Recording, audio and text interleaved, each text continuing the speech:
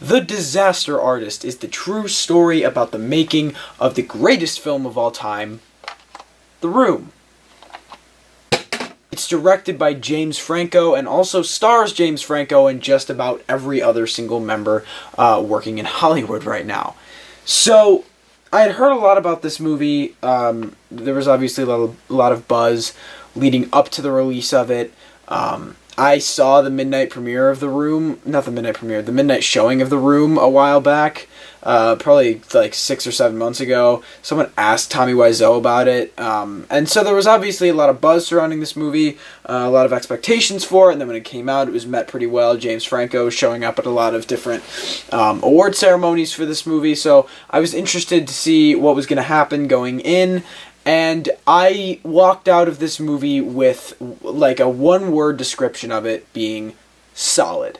This movie is solid. It's a good movie. It's nothing like impeccable, but it's not close to bad. It's a strong movie. There are things that really work in this movie, and there are things that don't work in this movie, and I will obviously touch on the balance between those two things and what I found to take away from the experience for me and what I found to enhance it. In terms of Oscars and predictions and whatnot, you'll probably see James Franco show up, and you'll probably see like an adapted screenplay nomination. It's not a Best Picture nomination film. It's not a Best Director. There are no supporting performances that would take anything. Leading actor and adapted screenplay are about as far as I would see its reach extending. So there's your little segment on predictions for you. So the obvious thing to talk about first is James Franco and his performance as Tommy Wiseau. And he does a great job throughout the entire movie. He's really, really good because what he really works to do more than anything is embody the character with the voice, the laugh, and then to the mannerisms and the physicality of Tommy, and just sort of becoming the character is sort of where he's looking to really show the strengths of his performance. And that does work. You can tell if you really look at the details of the performance, you can really see how much work and thought went into it. I think I heard somewhere he directed this movie in character, which is the most James Franco sentence I've ever heard. That's not to say I found his performance to be flawless. There were times where I was sitting there going, okay, this is James Franco playing Tommy Wiseau. And I think part of that, admittedly, is because in my personal opinion, I don't think James Franco looks anything like Tommy Wiseau. I would oftentimes be looking at James Franco and going, yeah, it's James Franco. Other than they do, like, during the very end credits, they have side-by-side scenes of scenes of The Room that they actually reshot, like, shot for shot. And at first I was going, wait, which one is actually the real one? And admittedly, it took me a little bit, but when I was just watching the movie, especially towards the beginning, I was often seeing James Franco. I don't know why. Maybe that's just me. I don't know. It was weird. It didn't like take away from his performance from me though. He was really, really strong and he did a great job. But the other performances obviously like never reach that standard, that level of excellence. Dave Franco is getting better. This is probably his best performance to date. That's not to say it's superb. He's good. He doesn't really do anything special, though. It's kind of just Dave Franco doing Dave Franco, but like a little better. It was the same thing with Seth Rogen, like someone we've seen good performances out of, and he's doing a good job in it.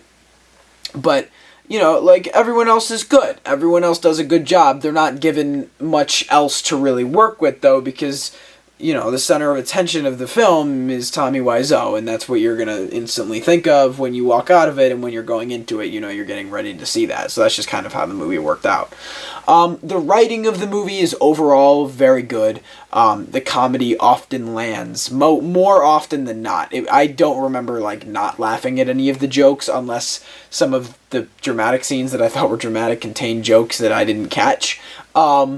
And the suspenseful scenes almost, and the dramatic scenes work well in the writing. They felt natural, there was a build-up to them, they didn't feel out of nowhere or out of place, they all felt well-deserved. And the one thing the script really does well is transitioning from being a comedy to being a drama, because that does happen.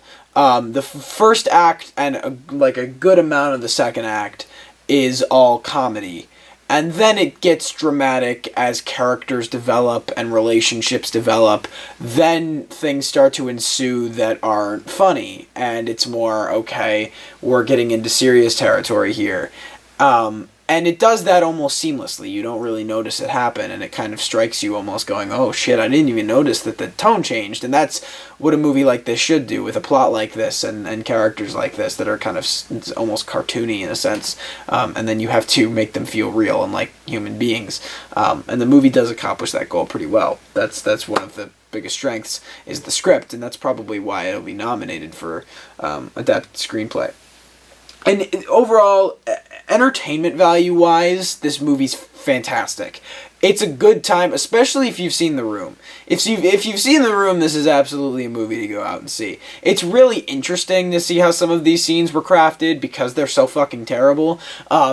It's overall, and even if you haven't seen The Room, it's just fun. This movie's a great time. It's really fun to watch. I was laughing. I was into it. There were scenes where I was kind of leaning forward, like desperate to find out what was going to happen next.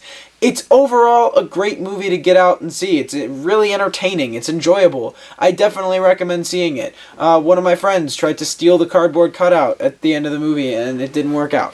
But like, you'll have a good time with this. My theater was relatively, it wasn't packed, but it was a good amount of people for a Thursday night for a movie like this, in the location that I was. And they were all loving it. People were roaring with laughter. People were enjoying this movie. And I think you will too if you get out to see it. There's not much that the average moviegoer would notice when you start fucking pointing out problems with this movie, which I'm going to start doing now because I'm an asshole. The editing in this movie, especially in the first act, is kind of off. And at first I was wondering if it was intentional, but when it wasn't happening in the second act, I was like, no, something must have just happened. And it's not, like, terrible, it's just a lot of weird cuts that mess with continuity. Like, he was not looking that way right in that previous cut. It's just, and it started getting to be like I was noticing it and kind of looking out for it, and it was happening more and more, and I was going, what the hell is happening? And it does stop.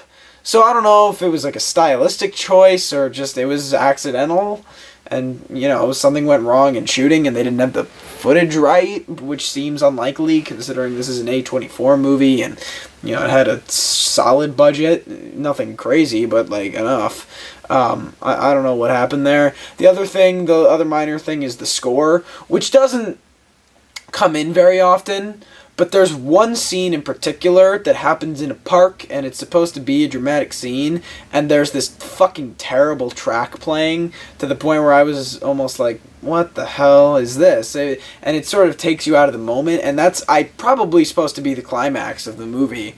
And it's a great scene until that song starts playing. And then I was like, what? And that's different from the soundtrack. The soundtrack is really good. And usually when they use songs, it's to be used for comedic effect. And it always works.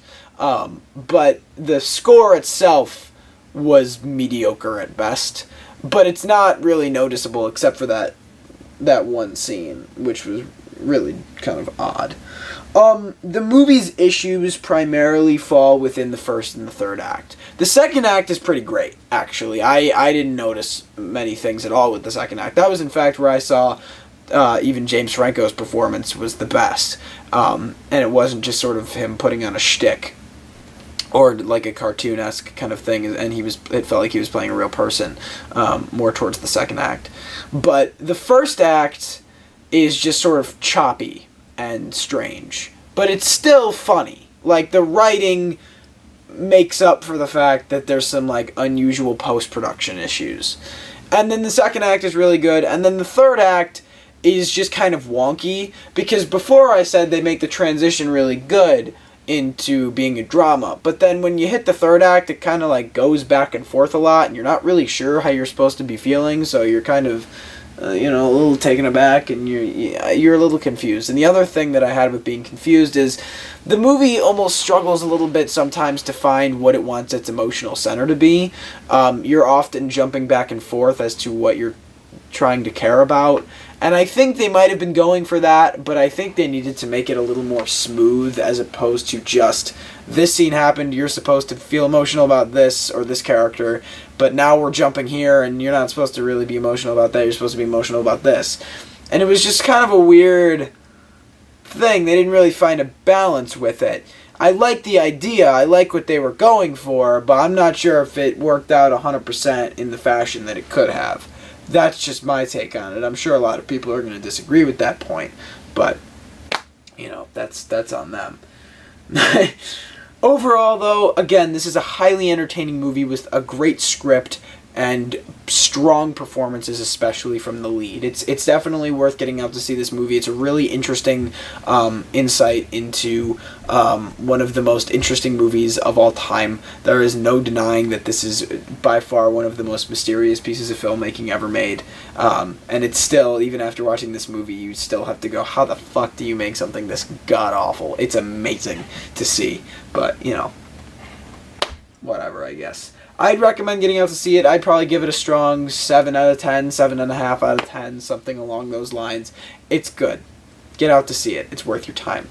So, what did you guys think? Have you seen The Disaster Artist? Have you not seen The Disaster Artist? Do you like it? Do you not like it? Do you agree with me? Do you disagree with me? Let me know in the comments below. Darkest Hour is coming out here much earlier than I expected. It comes out in theaters tomorrow. I can't see it tomorrow, so I'm going to see it Saturday. I'm saying tomorrow like this is going to go up the night that I filmed it, and I have no idea whether or not that's going to happen if I have time to go edit it right now, considering it's like 10 p.m., I think.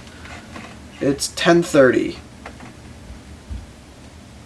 So, yeah, and I have a test tomorrow, so don't count on it. Thank you so much for watching. I hope you enjoyed, and I will see you all next time.